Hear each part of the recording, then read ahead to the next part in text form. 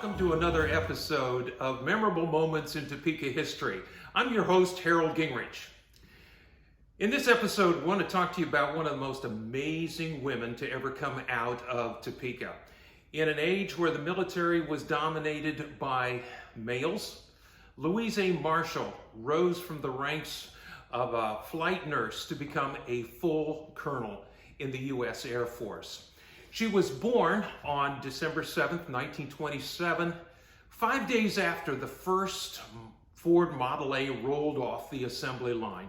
Born to Ashley and Katerina Marshall. We don't know for sure how Ashley and Katerina came to Topeka. We know that Ashley was born in Ohio. Katerina was from Illinois.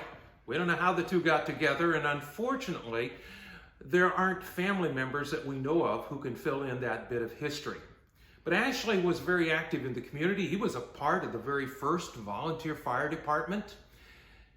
When he's 29 years old, June 5th, 1917, Ashley is drafted into the U.S. Army. In World War I, he's assigned to the veterinary section and sent to France, where he served for 2 years. Then we know that on July 20th, 1919, he boarded the USS Roanoke from France and came back to the United States. They settled here in Topeka. He drove a truck. In those days, he was referred to as a huckster. And he drove this truck around, making deliveries, picking up farm produce and such things as that. Well, Louise, whose middle name is Ashley, after her father, graduated from Topeka High School in 1947. We know from the yearbook of that year that she's described as being studious and tall with dark curly hair, generous in lending a helping hand, nursing ambition, involved in acting. In fact, she was in the high school junior and senior plays. She played the role of Lady Lucas in Pride and the Prejudice. She was also a member of the yearbook staff. And interestingly enough, she did all of the artwork that is in that yearbook. She was also involved in the high school chorus, in the high school orchestra, and in an organization of young women called Y-Teens. Very much involved. She graduates in 1947. After her senior trip to Washington, D.C. in the summer, she enrolls in the Lutheran Hospital School of Nursing in Fort Wayne. She graduates from there in May of 1950. She would go on to earn a bachelor's degree at Wayne State in Detroit, Michigan, and later a master's degree from the University of Illinois in Chicago. We don't know what she did that first year after graduation. We presume that what it was she was involved in nursing. We do know that on May the 14th, 1951, she joins the U.S. Air Force as a nurse. Now, what's interesting is that the U.S. Air Force did not exist as its own branch of the military until 1947. And prior to that time, it was just known as the U.S. Army Air Corps. But in 1947, it becomes its own entity. And then in 1948, President Harry Truman signs a significant piece of legislation. It's called the Women's Armed Service Integration Act.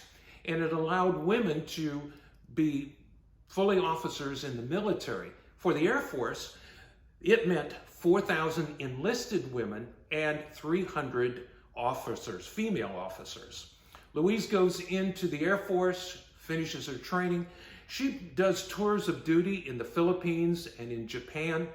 While she is there, she is involved with bringing home some of the last prisoners of war from the Korean conflict, also the evacuation of orphans and refugees. We know that in the Philippines, she was also involved in training the Filipino student nurses. So significant roles that she played in that time. She rose to the rank of colonel. She served in the Air Force from 1951 until 1980. She retires on August the 31st, 1980. She'd been stationed down in Texas. She retires to Wichita Falls, Texas, and she spends the rest of her days raising horses. She was also involved in the Women's Aerospace Medical Association, and there's a scholarship that is still in effect today where women in the military who are pursuing a degree in nursing are awarded annual scholarships. Louise Marshall died on October the 2nd in 2000 in Wichita Falls, but she was brought home to Topeka and laid to rest in the Eden Cemetery, just a mile and a half west of Topeka, next to her parents. The amazing thing about Louise is she's such a shining example of a woman of strength and energy, a woman of commitment who loved this nation, and she was indeed a pioneer, especially given the dominant role of men in the military in those days. So we're very proud of Louise Marshall and her accomplishments and what it's meant to the U.S. Air Force, but also to our nation. Thank you for joining us for this episode of Memorable Moments in Topeka History. We look forward to you being with us again next time.